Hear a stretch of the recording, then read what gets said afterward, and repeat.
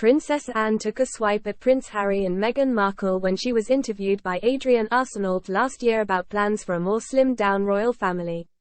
The Princess Royal did not appear to be in favor of the idea, perhaps understandably so, as she has been taking on even more royal duties so far this year. She said the plan to have fewer working royals had come about when there were a few more people around to make that seem like a justifiable comment. Two of the few people she is referring to are likely to be Prince Harry and Meghan Markle, who stepped down as working royals in 2020 and moved to the US.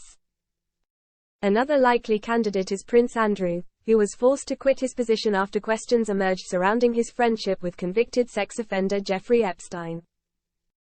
The loss of Queen Elizabeth and Prince Philip in quick succession also had a knock-on effect on the number of working royals, particularly as they kept up with the duties as much as they could even in their 90s.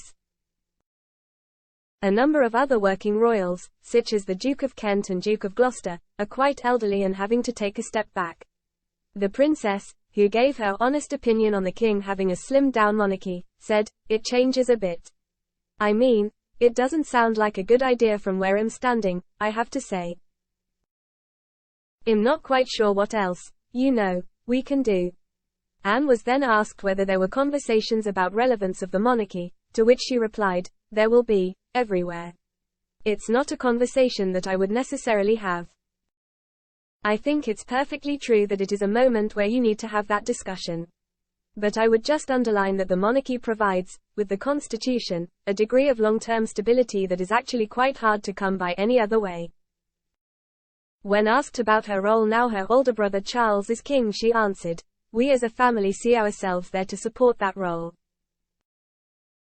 What we do, we hope, contributes to the monarchy and the way in which it can convey continuity, of not just interest, but of service, of understanding, the way that people in communities want to live their lives.